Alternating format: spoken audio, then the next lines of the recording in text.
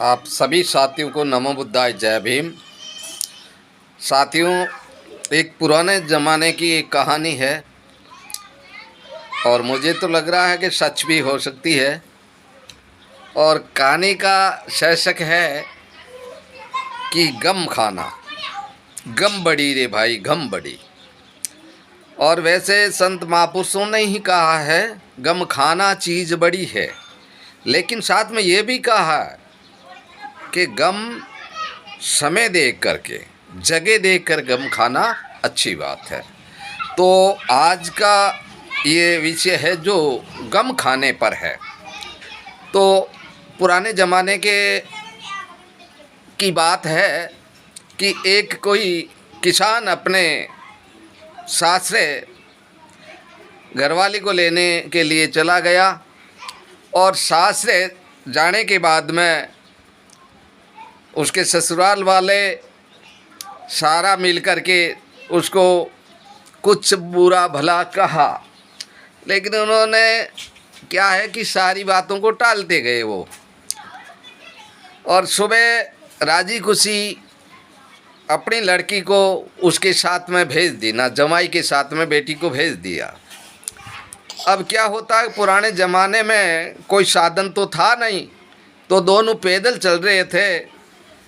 और पैदल चलते चलते उसकी बींदनी जो घरवाली थी उसने बोला कि मुझे प्यास लगी है, ये साथ में कुआं है, अब पानी निकाल कर लाओ, मैं पानी पीऊँगी। तो जैसे ही वो कुआं पर जाता है और पीछे से वो जाकर के उसको धक्का दे देती है, वो कुआं में गिर जाता है। और वो लड़की थी, वो वहाँ से चलती है जो अपने पीर में चली जाती है। और पीर में क्या है कि माँ बेटी की दोनों की एक ही राय, यानी एक ही बात करी हुई थी कि ऐसा करना तुम। अब क्या है कि कुएं के अंदर कोई उसको सहारा मिल गया, पत्थर का सहारा मिलने से वो पत्थर को पकड़ लिया, पकड़ के और घंटों 2 घंटों खड़ा रहा। और इतनी देर के अंदर क्या है कि वह पशुधन चराने वाले गडरिया यानी एवड़ चराने वाले वह पहुंच गए। और वो अंदर से आवाज़ लगाई तो कुछ देर तक तो वो डर गए, लेकिन उन्होंने आवाज़ लगाई कि मैं इंसान हूँ और किसी कारण में इसके अंदर घिर गया, मुझे बाहर निकालो। तो उन लोगों ने, यानी चरवा था वो गडरिया एवड़ चराने वाले ने मिलकर के उसको बाहर निकाला। और बाहर निकालने से पूछा कि क्या हुआ, कि मैं पानी निकाल रहा था, मेरा पैर जो है फिसल गया, इसलिए मैं कुआं में घिर गया। तो फिर उन्होंने क्या किया, वहाँ से ही अपने ससुराल चल दिया। तो माँ बेटी ने बात की कि ये तो मरा नहीं, आ गया, अब क्या करें, कि करना तो क्या है, अब जाना तो होगा। फिर वह पीछे पीछे चल पड़ी, आगे ये जमाई राजा, पीछे बेटी।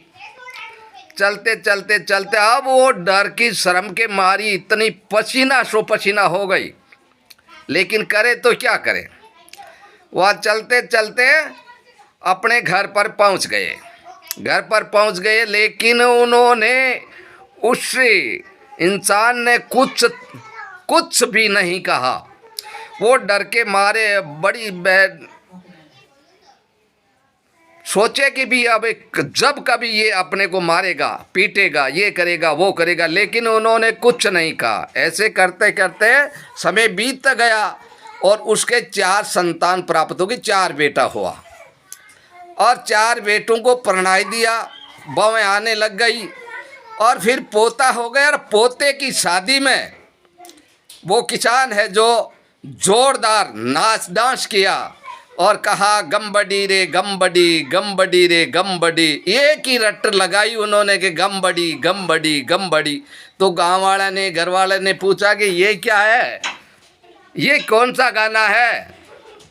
तब उन्होंने सारे को बेटा करके कहा कि ये जो तुम्हारी माँ है, ये मेरे घरवाली है जो मुझे कुएं में धक्का दिया था, लेकिन मैंने उस टाइम गम खा ली। मैंने सोचा कि कोई बात नहीं, मैं वापस जाकर के तेरी माँ को लेकर आ गया, और अगर मैं उस टाइम तुम्हारी माँ पर कुछ करता या हम छोड़ देते या उसको मार देते तो आज तुमको हम नहीं देखते।